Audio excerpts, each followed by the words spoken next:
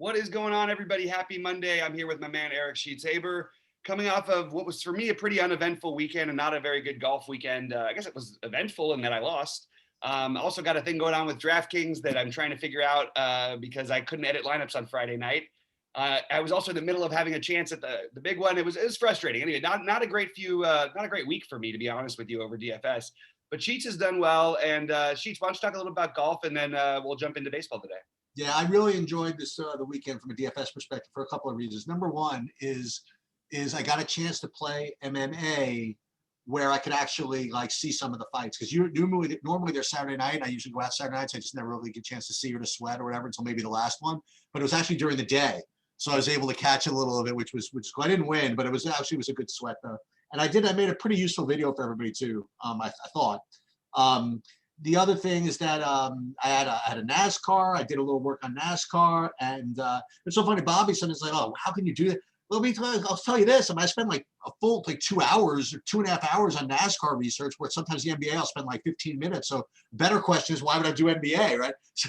So I did well in that, and then the golf was a real sweat because I went 6 for 6 in my 888, but everybody was really struggling, and I didn't have a share of Matsuyama at all in any lineup on anything. So it was just, when that happens, it's a struggle. So in my Millie makers, I lost a little bit. Then I conned myself into playing these showdowns over the course of 3 days, and I lost a few hundred there. And then, so it was all down to 888, whether I cashed or not. And Bobby told me he was looking at it too. And I was teetering right on the edge for like the whole day on Sunday. And I ended up kind of hanging on for dear life there. So that got me a little bit profitable for golf. And then I made a stupid error in baseball, thinking a guy was out when he was really in. I stacked with everybody except for JD Martinez. I thought JD Martinez was out, and he scored 50 fantasy points.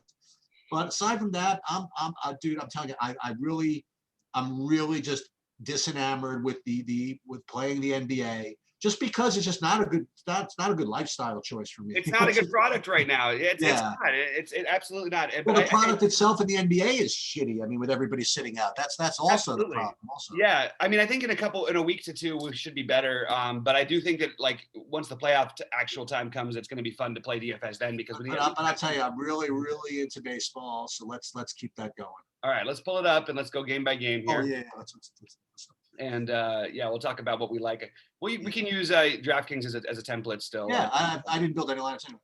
So and the other thing, just to tease you guys a little more, with Bobby, one of the reasons I don't think he played this weekend, if at all, was he was working hours and probably more this weekend than he has in the past year on well, I'm not saying it sarcasm, I'm saying honestly, in getting the site up and running, and he's doing a lot of work on it. We got like a couple of people working with us, and I've already started like figuring out how to upload my spreadsheets to there, which you guys are going to hopefully really appreciate, and making some videos for that. And we're moving, and we'll get there. Yep. So let's get rolling. So you want to start with the first one I have is Seattle Baltimore? Is that same here? At the moment, I'm not currently interested in either of the pitchers. How about you? Yeah. For me, I wasn't getting to Sheffield just because, I mean, I'm probably to end up either paying up for the two studs or maybe chalking out with a different value guy. But Sheffield, I guess, is okay. I don't. Again, this is one of those where if I play 20 lineups, I'll probably get to him. But I don't think playing the amount of lineups I'm going to play, that I'm going to get to him. I'm not going to play any Dean Kramer. Yeah, that's where I'm at as well. How about the from a hitting perspective? What are we looking at here for you? Because I'm a little surprised that, again, I said it last time Sheffield pitched too. The run total, I'm trying to check the weather right now because the run total seems a little suspiciously. You do have a pretty decent wind blowing in. It's cooler than usual in Baltimore. Okay, it's a little rainy. Yeah, okay, I can see why the total might be a little bit lower than I would have thought, But I actually think that, if assuming the game is good to go, that there's a few bats I like, especially on the. I think there's bats on both sides. I think you've got a cheap play in Evan White on Seattle. I like Mitch Haniger's price very much. Those would probably be my two favorites over there. And then I think Trey Mancini and Well, Santander is probably in play as well. So maybe Mikael Franco even. I actually think at 3.9 is reasonable against the lefty Sheffield. So those are my three guys. I'm not like high priorities, but they're definitely on my list. Yeah, my favorites again. I'm not. Baltimore is not one of my top stacks. But for just guys, I like. Did you say Santander? If you didn't say Santander, Santander, and then the other one I had again, assuming these guys get in, is Ryan Mountcastle. Those are Oh, my top. that's a good one. Yeah. Those are my top two from Baltimore. And then on the Seattle, I liked I like the Evan White call. And did Haniger get priced up yet or no? He's 38, but that's still really cheap for him. Yeah, I definitely think that Haniger is still the best play over there. Haniger and then White. So I like both those guys. I don't know if you maybe do a 2-man or whatever it is. I don't know what kind of pitcher is the Dean Kramer. Do we know much about him? Just an unknown pitcher. Okay. So it's not like that. It's I know particularly. I've heard his name. I know that he's. I mean, I can do a little research. I love it because I feel like an idiot for being like not knowing right off the top of my head. I mean, he's a young, up and coming pitcher that's supposed to have decent stuff, but nothing really to go on. I know other people I've heard have been very high on him.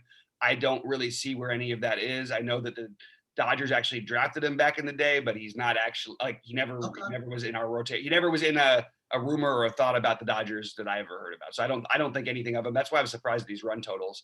But I've heard recently that people think he has pretty good stuff, but I have nothing to back that up. The only thing I was interested in this is that I posted on my my law school Facebook group today because the head of the Tulane Law School when I went there was actually Dean Kramer. Oh, that's funny. So I posted that Dean Kramer is starting with the Orioles. I like that. That's pretty funny. But aside from that, yeah, Evan White, Haniger. I was wondering if maybe you had something like Evan White is like great against lefty cutters. So I don't know. No, I don't have anything specific for that one, but it's my bad. I mean, there's some of them on the morning shows. I'm sometimes, not all of my research is done being on the West Coast versus the East Coast and trying to work on our site stuff. So maybe I'm a little bit less prepared, but with certain guys who I'm not familiar with. And I think that Kramer is one of those guys, but I do think, I think all those guys are in play. I don't think it's the best game to target, but they're definitely on my list as of right now still, even with the weather being a little bit ugly out there. I guess the next game is I guess I consider the United States of America game because the United States of America, I guess, along with me, are going to be stacking the Yankees. And addition to that, I believe a certain portion of the United States of America is going to be playing Garrett Cole. Maybe not all of the United States of America because Tyler Glasnow is going to get a good part of the United States of America. But I think Cole is obviously one of the top pitchers. Yeah, he always is. I mean, he's always got 15K upside. You know what I mean? So right. So it's always possible. And yeah, he could give up home runs, and Toronto could certainly hit a couple. And Toronto could hit 3 home runs, and Cole still score 35 fantasy points. That's possible too. So yeah, Cole definitely an option. And then the Yankees, if Robbie Ray were given a full leash, I would still like the Yankees just because.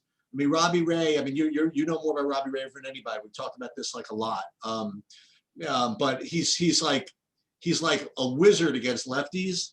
Against righties, not so much. And I guess against the patient, and he had a little control issue. So against a patient team, probably pretty bad too. So even if he were given a full leash, I think the Yankees would be like a kind of an elite play.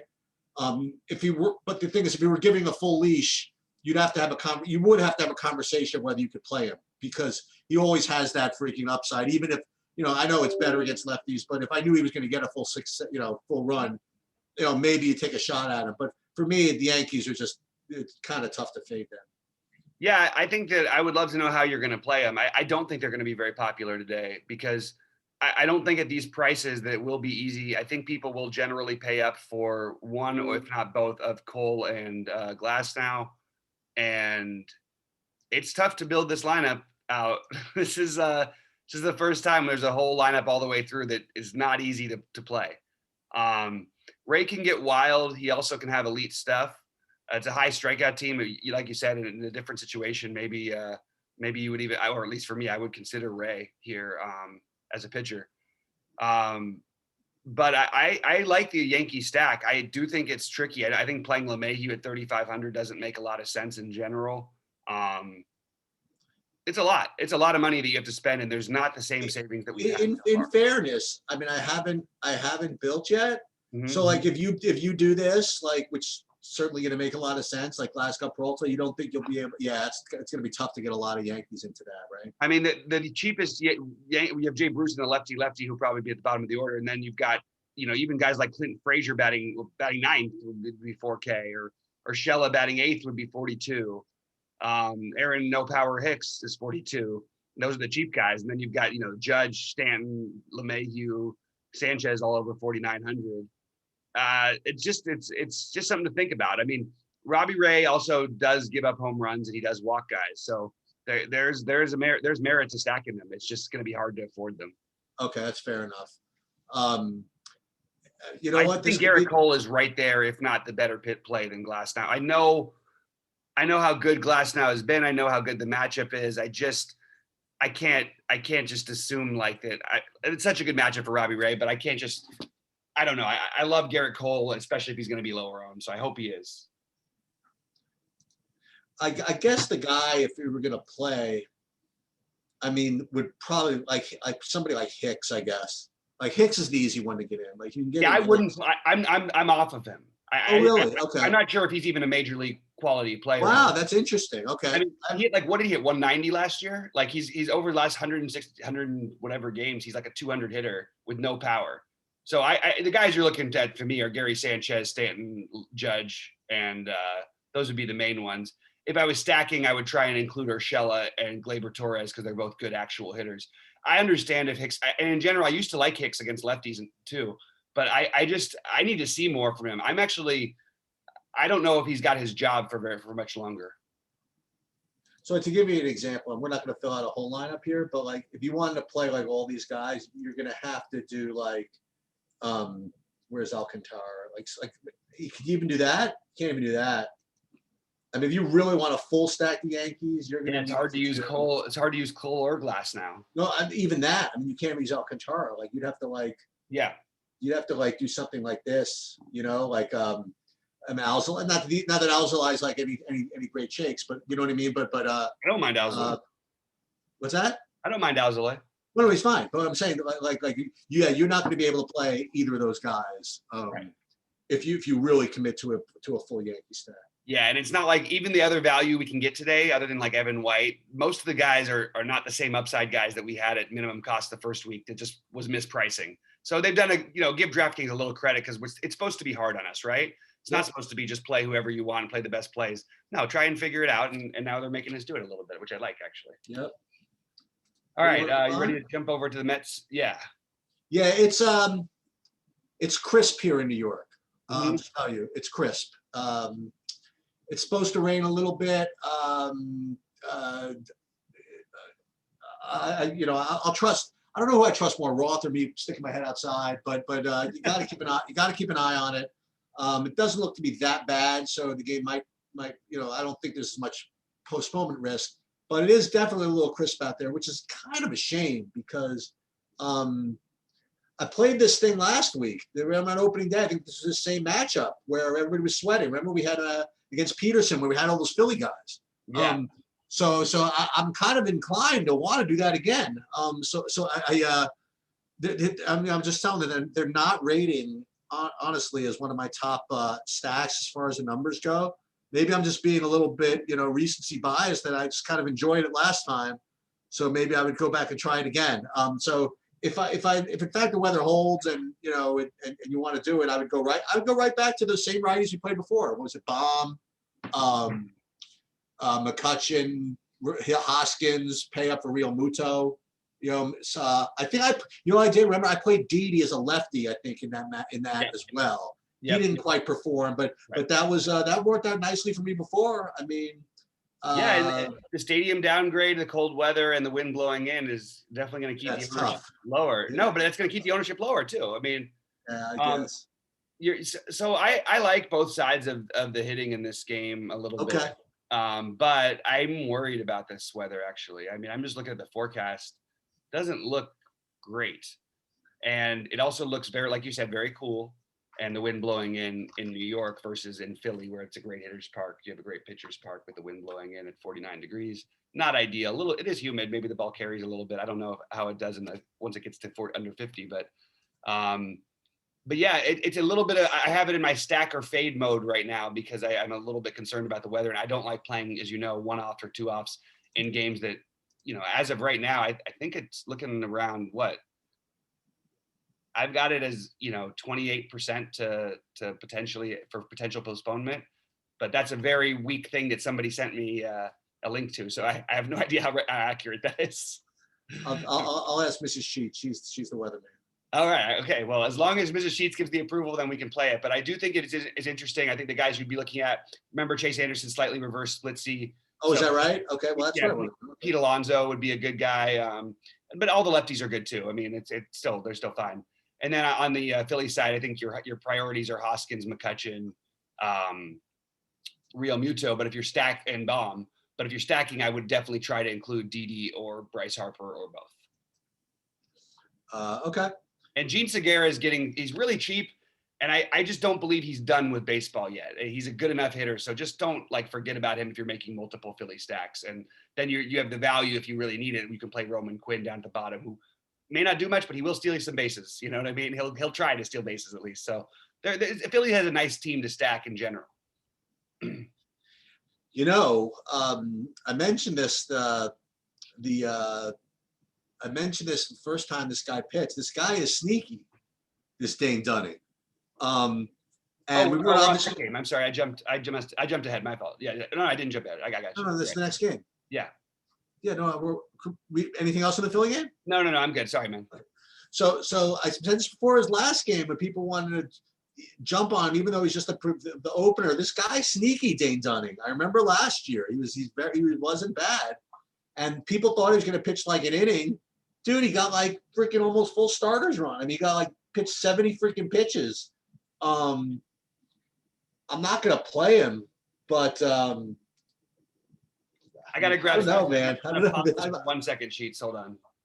So yeah, you're talking about Dunning. Sorry about that, Sheets. So what I was saying is I don't think I could play him, but if this were a different slate or something, where I mean, is he going to be one of those guys that just put projected opener, but if he's pitching well, they're just going to leave him in? You know what I mean? I don't know. He doesn't have that kind of a leash. No. Okay, fair enough. I mean, I saw the 5 innings and it was like, whoa. But then I saw 70 pitches. Okay, so he was just really efficient. You know what I mean? So I bring that up because I mean, I think that playing Tampa, especially in these types of situations, is particularly poor because they like to switch out their guys, and knowing that you're going to get multiple different handed pitchers just increases the pinch hit risk just so much more. So I'm inclined to stay away from actually both ends of the hitting in this game. And with respect to the pitching, as I alluded to before, I currently have Glass now as a better play than yeah, I think everybody will. Right. Hold on. Than Cole. Yeah. But I mean, let's remember. I mean, it's the first game was against Miami, and I will tell you this against Boston. First of all, I don't think 25 points does it. How about that? Yeah. 25 points, big freaking deal. Like if you're gonna give me 25 points at 40% ownership, when you can play Cole, so I'm with you, man. It wasn't too long ago that we were worried about Glass now only pitching 5 innings, right? I mean, yeah, and I would be a little bit hesitant coming off of 90. Well, the thing is, Glass now still is barely look, he barely made it to 6, and he pitched 97 pitches because he and Blake Snell, in addition to the fact that they've always had a short leash, the other thing about them, it became very evident when you're watching the Dodgers and Rays play in the World Series, so you learn a lot more about these guys. And we sort of knew this beforehand anyway. They at times can be inefficient with their pitches and work into some deeper counts, especially in tougher lineups. I don't expect it to happen against Texas today because they're not exactly Mr. Patient. But that's sort of what ends up happening to these guys sometimes, especially Blake Snell. But we're sort of on the same page with this Glasnow thing. Like, Okay. If you were thinking about it, don't you think like, yeah, if you're playing a cash game, you play him probably here over Cole and by the way, it's not like he's pitching against the Blue Jays either. Glasnow, he's pitching against Texas, who is literally looked like the worst. They look like they're, other than the opening day when they scored 1 million runs, they're pretty awful. This is not an impressive lineup. They've had a couple good outings that were largely due to like Nate Lowe going off, or Joey Gallo occasionally will. Maybe David Dahl will eventually hit the ball. But I don't think this is a tough matchup. So I do like both of them. If we had all the value like we did have, I would be trying to play Cole and Glasnow together today, but we don't have that value today. I would like to say, by the way, that there is one guy. I mean, until Elza Rosarina 7K, I mean, to be sarcastic, but I mean, the guy just smashes every freaking at bat. I mean, the guy's ridiculous. He's ridiculous. And why aren't people paying attention? That's who I have in this game. I have he and Meadows as 2 priority plays, actually. It's just, I mean, look, take a weak bullpen and Dunning, who I think is again, an adequate 3-inning guy. Like, I don't think he's much more than that. Maybe a little better than that. He's got a little bit upside. He's solid. He's all right. Whatever. These guys are just awesome. And they're cheap, and they're never good. I'm sorry, they're not cheap. They're expensive, but they're the cheap end of expensive, and they're going to be much lower owned than the high end of expensive. And These guys can freaking hit, man. So he's definitely a one-off for me. Well, I mean, if my lineups are such that I need a 5K one-off in the outfield position, you know what I mean? I mean, he just swings the bat 1,000 miles an hour. You know what I mean? I just like him. Yeah. Okay, so you want to move ahead? They have a pretty exciting 2-3-4, I have to say. I love Brandon Lowe too, and I love Meadows. So I actually think that this is I'll tell you what. Yeah. So I don't want to get on a tangent, but this is. You think it's a 3-man? You think it's a 3-man? Best run organization is all I was going to say. They just are incredible. They get rid of all their best players because they have to. They can't afford them. They have no fans there, and then they just always go back to the playoffs every year. It's incredible, in the toughest division in baseball. I mean, it's amazing. All right, my love for Tampa aside, in general as an organization, we can move on to Miami, Atlanta. Sorry. Yeah, this is a lineup. How many lineups thing for me? Because I actually could go all 4 ways in this game. I could take both pitchers, and I could take both teams hitting. My believe it or not, my second ranked team in including everything in value stuff is actually Miami. Oh, it's like a tie between 4 teams. Miami's going to be like lower owned, I guess. So it's Miami. And yet on the other hand, if I want to play like Yankees, I might want to play Noah against Miami. And then on the other hand, I was going to say that I think Alcantara could be okay, but he's not cheap. I thought he was going to be cheap. He's like 8,600 or something like that. And then, on the other hand, Atlanta's always good. I mean, you did really well stacking Atlanta a few days ago. I forget what that was. Do you mind if I touch on that really quickly about Atlanta? Yeah. Because I do think that there's something to be said, especially for playing like 2- and 3-man stacks against, chalky pitchers. When you're playing a 6-game slate and Ronald Acuna is like the 4th highest priced outfielder and he's 2% owned, somebody's doing something wrong. When Freddie Freeman is hitting 500 off of a guy of 38 at bats, and he's the 2nd highest priced first baseman, but you're too afraid, and he's 7%, something's wrong. You know what I mean? Everybody 1% nobody was owned on that whole team. And it's just Atlanta's too good of an offense to be that type of offense. They especially on a 6-game slate. Now it's a little different now, but on a 6-game slate for sure. I agree with everything else you said in assessing the pitching. I actually think that the idea of stacking Miami is kind of interesting.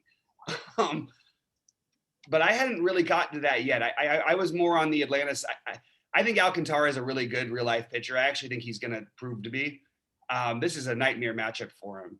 I don't think that they're necessarily going to score 1 million runs because he's good enough. And the Atlanta guys are so expensive. It's kind of hard, sort of the Yankee argument, but they're a little cheaper. You can get guys like Pache as an outfielder who might be in the lineup as cheap, and Austin Riley, who are guys who I even like a little bit. Swanson's a cheap shortstop option, or cheaper. But it would be Albies, Acuna, and Freeman for me. I don't know that I'm fully going to stack it, but they're definitely on my list. And I do think that I like your point about Miami. I could see going both sides of it. I could see playing a little bit of a Noah to get a little, to get another pitcher in there who just, you get some value, which we actually finally need from a pitcher. I don't love doing that, but I think, you know, playing all these other guys here, they get a huge stadium upgrade going to Atlanta, and Marte is the only one who's expensive. So you Brian Anderson, Adam Duvall. Adam Duvall may be my favorite. Jesus Aguilar, Jorge Alfaro is actually, I think I have him as my favorite catcher on the slate. Yeah, he's going to be. I think he's going to be on the injured list. Oh, okay. Well, I didn't see. I must have missed something. But I agree with your overall assessment that I think both pitchers are in play. Well, I actually don't think today I'm going to end up playing Alcantara, but I do think that Inoa and both stacks are semi in play. But I mostly would be looking to probably mini stack these guys. Yeah, I mean, just again, not to give everything, but I mean, like if you played, like, again, what I did is just put the 4 Miami guys, but I didn't put in Marte because he's like 5,800. Mm-hmm. You put 4 Miami guys and you could jam both the freaking stud pitchers in there and get away with it. I mean, if that's what you want to do, you know. Yeah, I mean, it's kind of interesting. Yeah, and there's other stuff you can play. But I mean, honestly, without, you know, it's really weird to say, without Alfaro, I have a lot less interest. Just because you have an actual power bat in your lineup as a catcher, which I already liked anyway. So I kind of wanted to build around. You still have the Duvall, Aguilar. There's some guys with some power. Dickerson can hit the ball. Corey Dickerson. You're just skipping Marte if you're going to do the cheap one. But yeah. But I kind of like that, Chiefs. Yeah, so to read this, Alfaro says he was scratched Sunday, and he could end up on the injured list instead. Okay. Because I liked it too. That's why the only reason I know I'm not like that smart that I followed Alfaro on really up to his baseball game. Yeah, no, I was going to play him. Like, oh shoot. Okay, you want to? Yeah, let's move on. Chicago and Milwaukee. We don't have to worry about wind in this one, and we've seen this matchup, and we saw one guy dominate this matchup. So you want to talk about Freddie Peralta and Zaloy? We did, and it wasn't. He's going to be very popular because, like you said, this is what's going to happen. They're nobody's going to want to play Miami, for example. They're going to play either Cole or Glasnow, most likely Glasnow. They're going to need to pay down for somebody, and they're going to they're going to see his last game, and he put up eight strikeouts. Even the game before that, he had 6 strikeouts. But I'll just say, and he had 28 fantasy points in his last game. But I will say that. He did have 4 walks, and he's going to be really popular. And I remember when people were talking about Peralta as a play, I don't know whether it was from that game or for the first time we were playing, they were saying that he's a GPP flyer type that you know that's got upside. That's awesome when you're low owned, right? But if people are going to rely on that. And that's one of the things I wanted to ask you when it came to taking SP2s, like in general, that you needed to, is it, I know it's slate dependent, but I sometimes would rather, for my SP1, err on the side of the guy with the huge strikeout upside. And for the SP2, just take a guy who I know is not going to flash the big strikeout upside, but just get guys out or, whatever it is. Is that like, I don't know, or is that like that? Or you're still supposed to go for like high upside strikeout guys, even as SP2s. Yeah, you want the guys who throw the no hitters is what you want. No, I'm just kidding. Okay. No. Right. Because that's what destroyed me the other night. Because here I am feeling so smart for my genius Heaney call at 6% ownership and then 1% on FanDuel, and he was the nuts, man. Except for a little bit more the nuts was what's his name, Musgrove.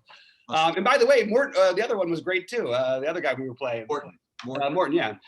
But so in this situation, so I just want to say, like, I don't know what happened on opening day. Like, I actually have to look back. I don't think they didn't start Freddie Peralta, so that means they had to use him in relief. They used him in relief, then used him as a starter later on, which I assume he was going in as a starter. So maybe it was an extra inning game. That was the one Woodruff started, because Woodruff started for them for opening day. I'm almost positive, or Burns. I don't remember which one, but I think it was Woodruff. Freddie Peralta has electric stuff. The Cubs strike out a lot. I'm going to have some interest because I don't have this other safe guy I have as my SP2 today. Yeah, I agree with you. Your question is a little tough. I also am going to take some shots with Zaloy, who it's strictly an eye thing. It's strictly what I believe in. It's not like I'm saying he's awesome. I think he's better than what we've seen. I think that that was a tough matchup for him the first time because of the wind hurt. Yes. And you have a very streaky, Milwaukee team that will strike out a lot. I like Zaloy a little bit, but I also like the bats on Milwaukee. So I'm not interested in the bats in Chicago because I like Peralta enough, and I like Milwaukee's bullpen. But you can definitely get me into the bats in Milwaukee. Yelich, obviously, he's a spend up, but Travis Shaw at 4K, Keston Hiura, who's been really bad to start the year, Narvaez, those would be my next guys along with Avisail Garcia. So you could even mix in Bradley, but in that order, I like them pretty much how they're going to show up as being priced.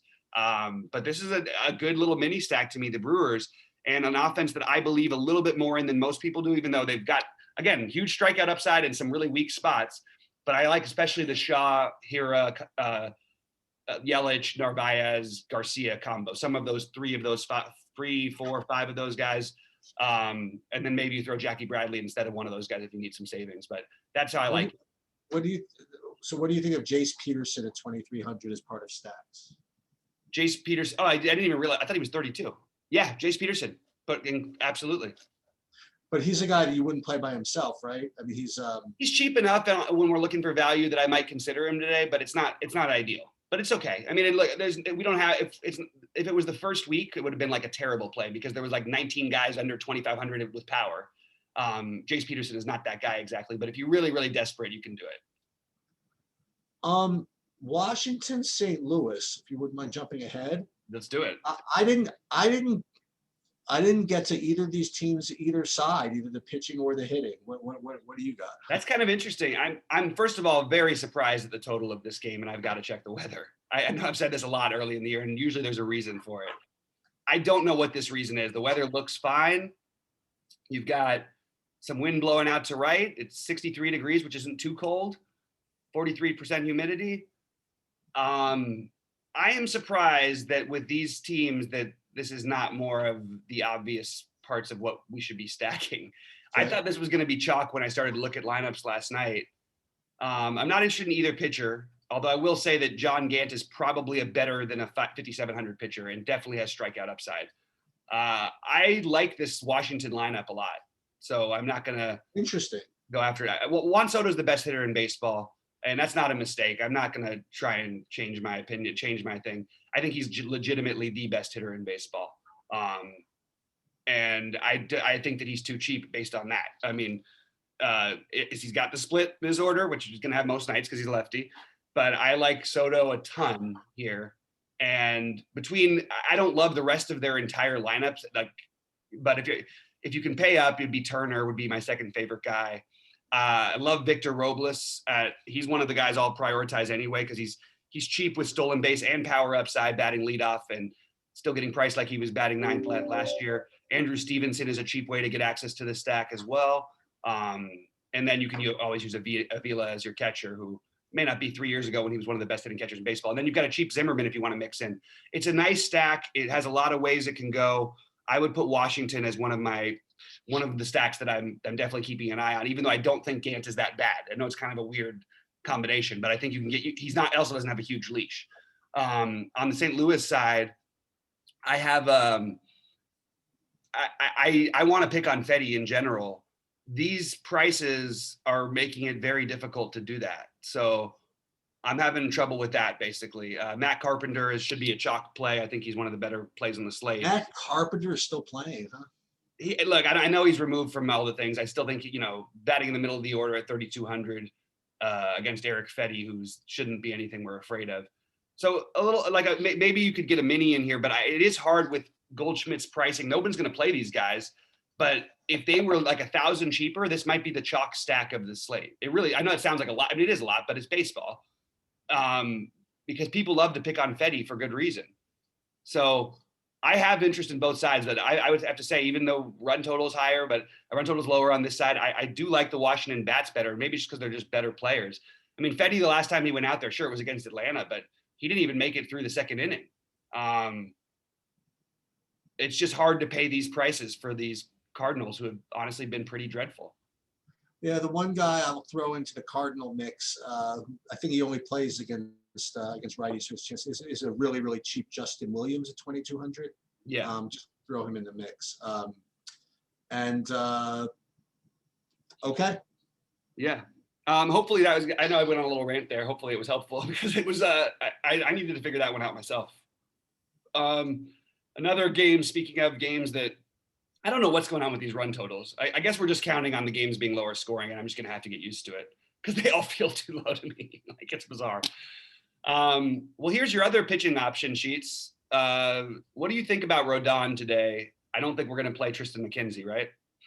No. And I got scared because one of the sites I looked at listed Bieber starting. And so I'm like, wait, what? And then I think that was changed. So I'm not going to do it. You know, I thought that Rodon was an interesting play, which I faded as chalk at much lower price against a much better matchup against Seattle. I just don't see it yet as worth him, you know, being on the same level as those higher guys. You know, what I could do, I mean, you want to play him alongside of Glasnow or Cole and not play Peralta, for example. That's something I might consider, but doesn't this seem like a lot, 9,400 or not really? It does.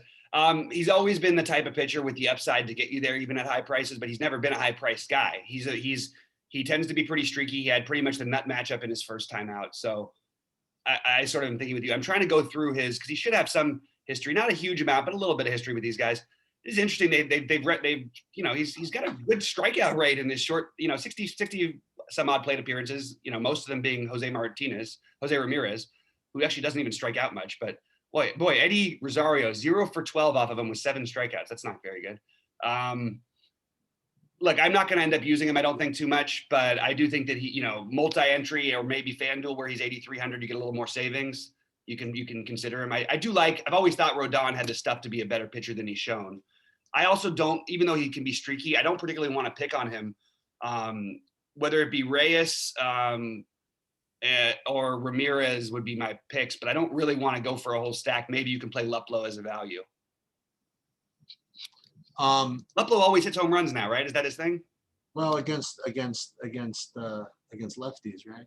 Yeah, I mean, look, he's got two games he started and 2 home runs, so that means he's going to hit another one, I guess. Yeah. You like anything from the other side? I think we should. Yeah, I think we should, and I don't. You know what I mean? Like, I haven't quite. You're supposed to play these White Sox, right? Right. I need to dig a little bit more into McKenzie because I've heard about him. I don't know enough about him to really like talk a lot.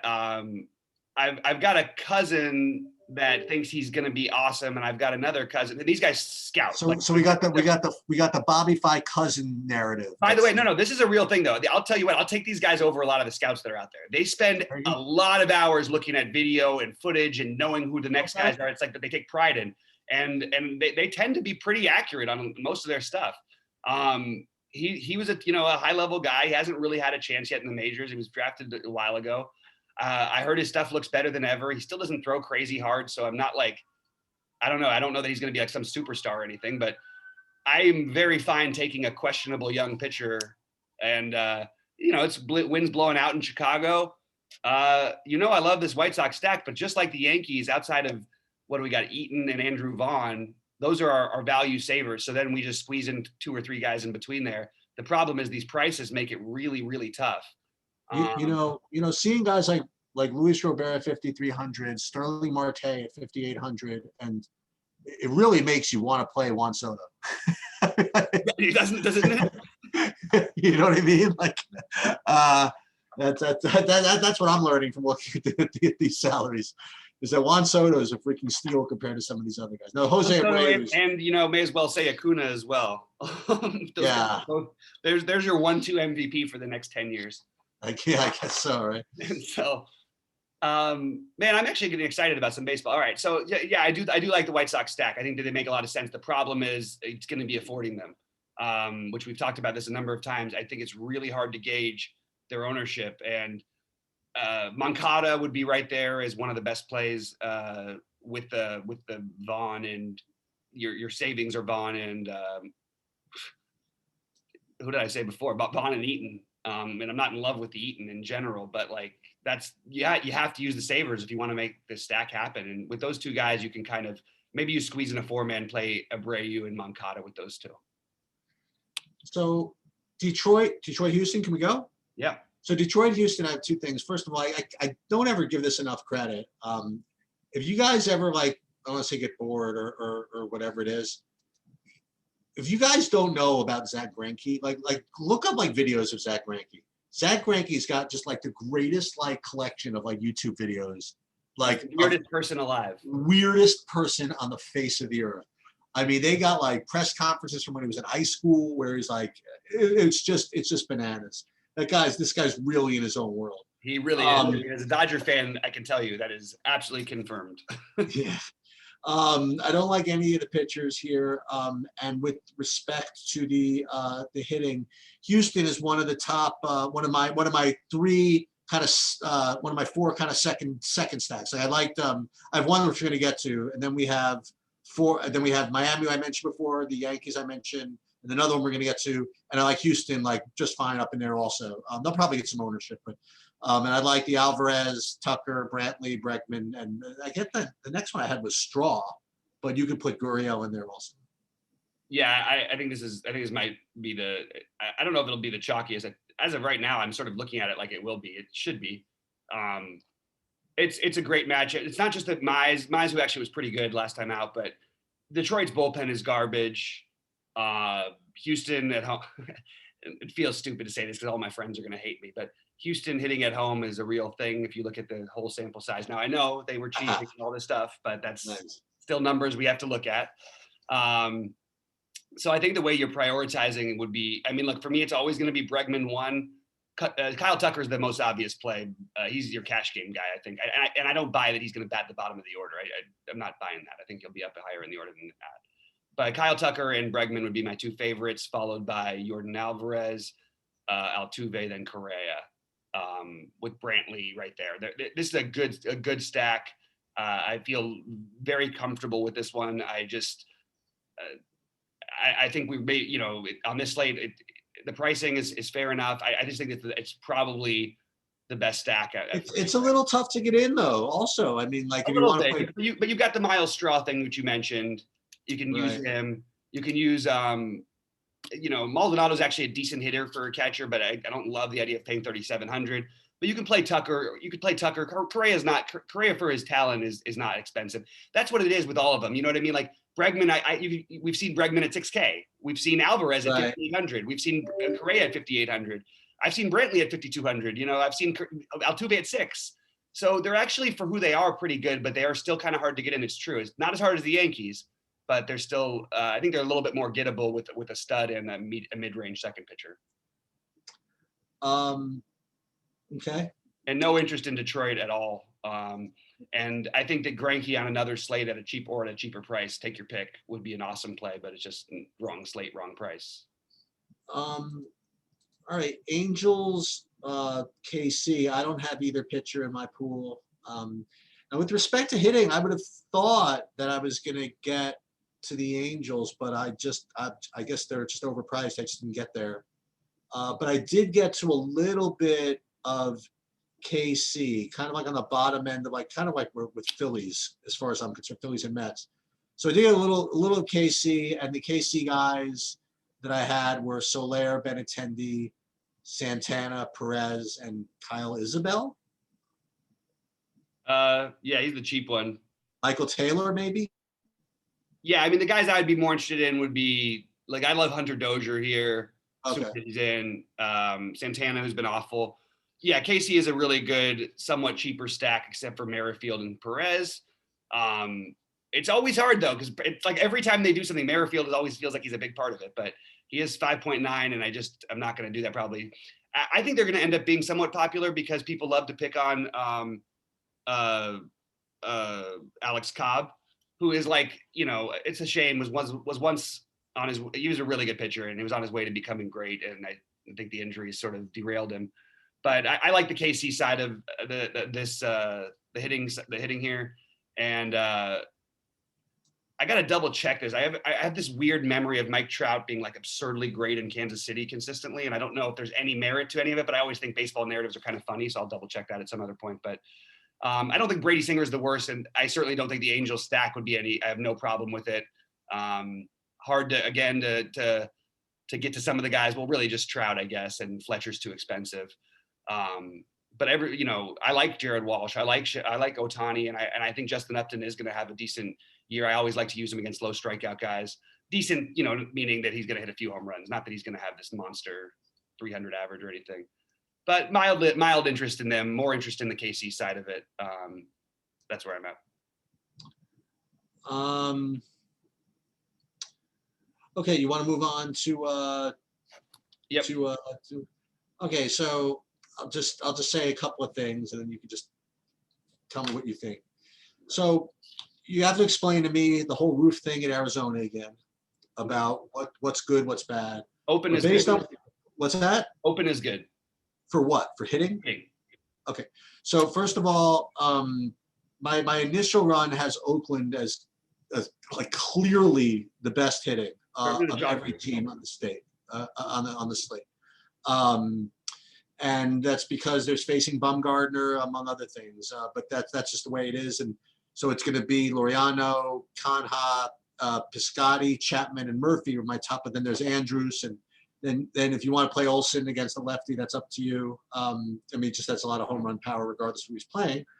And then also, believe it or not, I have Arizona as is up there also for me. So if a lot of it's, so that would be, by the way, Calhoun, LaCastro with the stolen bases, Peralta, Walker, Escobar. And so you have to tell me how the roof is going to impact this.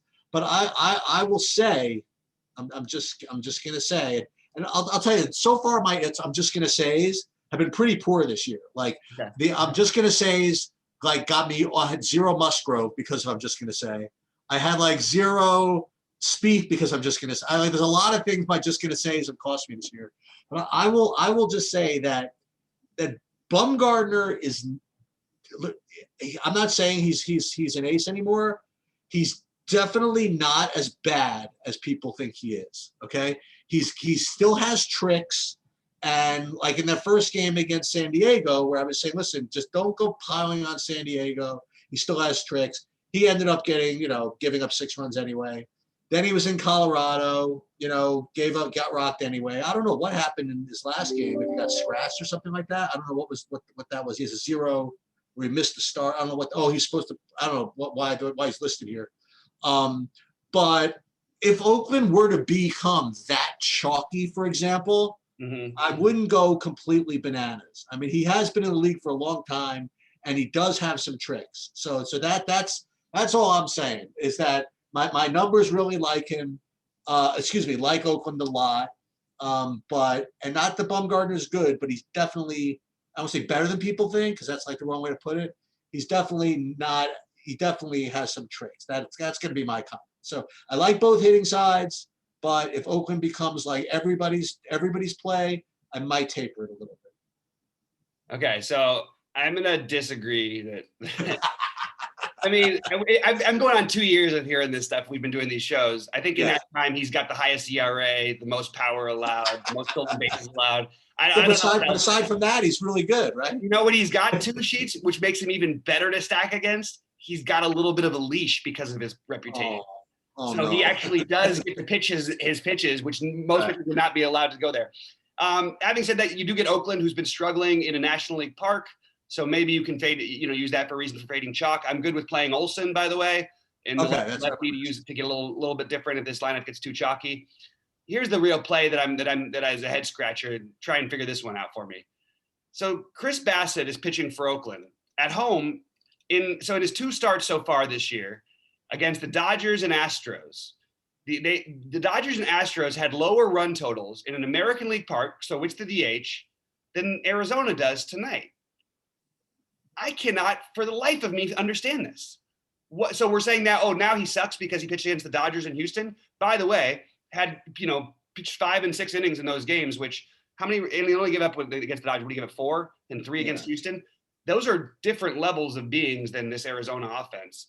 So I love Chris Bassett as a pivot off of Peralta, starting off with. I think Chris Bassett is going to be one of my SP2s. I might even play him with Peralta in a lineup or 2. And then I like the Oakland side very much. I think they're going to be chalky. I currently plan on having some interest, but I'm going to let ownership dictate some of where I go. It's the usual name. The best ones are Chapman, Laureano, Canna, but I think that Olsen is in the lefty is completely fine. Jed Lowry, I don't really love using because he hits for average more than he does for extra base hits. Sean Murphy, fine at catcher, and he is a little bit up in the order. And then also you've got Piscotty, who's really cheap. So they have a really like logical stack against the lefty like Bumgarner. They are going to the National League, so they lose their DH and all that stuff. And then you've got Arizona like on the other side. Even though I like Bassett, they're just cheap. And David Peralta is a career killer in when he's playing at home. So I'm going to absolutely be all over Peralta. Where I don't have Bassett. And Escobar and Calhoun might be my other favorite too. So I do like Arizona a little bit, even though I have some interest in Bassett, but I don't really want him fully stacked. I'm just more like 1 and 2 offs. I'm trying to think of what I think about the Bassett idea. It definitely, I mean, everything you said makes a lot of sense. It's like they thought he was a good pitcher coming into the year. So then matchups with Houston and LA, and they don't think he is anymore. And by the way, he was actually he was pretty good in those matchups. Like, it's just weird to me. And Vegas is usually pretty good about this stuff, I have to say. Like, so if it's other DFS people, I'm willing to just throw it out. With Vegas, I just don't understand what they're thinking here. Not to say that it won't equal out or that it's not right or anything like that, but I just think, where do we go? How do you change your opinion on a pitcher after starting against those two teams? I agree. Well, people people like to make quick assumptions, I suppose. Yeah, I mean, I don't know. I just think Bassett's decent enough. And by the way, I just give you some numbers out there. Bassett has been like one of the steadiest pitchers over the last couple of years when he's pitched, and is not a guy who's going to wow you and have 1 million Ks per 9 or anything like that. But he's really, really solid, and that's good enough against a bad offense, And Arizona, as much as I like some of their guys because they're cheap, they are a bad offense. And he gets the upgrade of going to the National League. It all just seems to spell out a good opportunity. I mean, he's been really good, and he's gone, with quality starts, with everything. I actually just think he's a good pitcher, a good real life pitcher. Hang on, I want to tell what's his name. We're going to be a little late. Sorry. Okay, so anyway, you guys heard my Bassett thing. I just think in real life he's a little better. I know that some people said the advanced numbers will prove differently. I'll just take his real numbers and use him as that he's been really solid since 2018 as a real life pitcher. I think he has one of the best ERAs like in baseball. I know that's not a fun number for you guys. You guys think ERA is a joke, whatever. I'll take it in a tough division when a guy who's just going to continually limit damage, has enough strikeout upside to at least keep you in tournaments. I like him a lot today. I'm talking myself into it more and more. Well, let me ask you that. I mean, I have him very similar as far as my rankings go to Zaloy. So yeah, I guess I could do that. I think it's really interesting. Yeah. I'm curious if other people are going to be on this later in the day. I don't think so. I think that people will go to Zaloy before him. Okay. I really think there's merit to this play. I really do. Anything from Cincy, San Francisco? The only thing is, I think both pitchers have upside. I'm just not going to do it probably yet. That's where I would stand. I think you mentioned to keep an eye on Sanchez. See what happens with Sanchez this year. Just that I think he's going to back, and he pitched, pitched very well his first time out, but it's not a DFS type of guy we want yet. You know what I mean? And he's usually valuable because he's like 5,700 or something. So even at 69, yeah, but he's fine. You know what I mean? Like, again, you saw what I had. I got all this stuff looking very similar between Zaloy, Bassett, Sheffield. Wade Miley, how about? I mean, this guy, Wade Miley has some strikeout upside. Was outstanding in his first start. They both have merit on this kind of a slate, but I just think I think Bassett and Peralta and Zaloy are better options. But I think that they're not much better. Right. So these are the other two guys you look at. Even would you play? I know you like the other side, but if you needed it, you could almost play John Gant, no? Yeah, absolutely. I mean, in general, yes. I just am not going to do that personally. But I in general, yeah, I think you could. interesting. All right. Okay, you want Okay, to? guys, we'll be back with you guys at 6 Eastern today, I believe it is, right, Sheets? Yeah, 6 Eastern. Well, the NBA starts at 7:30, so okay. we could do 6:30 if you want. That's actually perfect. Then we'll do baseball, and then we'll lead into the NBA. Yeah, 6:30 to lock, and then 7 p.m. to lock. Perfect. Okay. All right. Real quick, just to review. So as far as for me at least, my best pitchers coming into this podcast were Glasnow, Peralta, and Cole. But I'm starting to, but looking for pivots off of some of that. I do like Bobby's idea of going to that middle range, whether it be Bassett or Zaloy or somebody like that. And with respect to my stacks, what did I say? Oakland would be my top, and then what did I say? Arizona, Miami would be sneaky. If you can get the Yankees in, that would be great, and then Houston. Yeah, and I would just say one last thing before we don't worry about chalk too much unless it gets too condensed in maybe Oakland today. Otherwise, I think most of these teams are going to have it pretty spread out unless we hear. I don't think Oakland's going to be as chalky because of the Olsen lefty versus lefty thing, you know. Maybe, but there's also just a lot of stacks that rate pretty similarly. I feel like I have Oakland, KC, Houston, Philly, Washington. Yeah, all those. They're all fine. I mean, like yours going to be really low owned is your Washington idea. Yeah, and just a good, mostly it's interest in Turner and Soto, but yeah, in general, I like that. And Robles. All right, guys. Well, good luck to everyone. We'll see you guys at 6:30, and then we'll see you at the top of the leaderboards after that.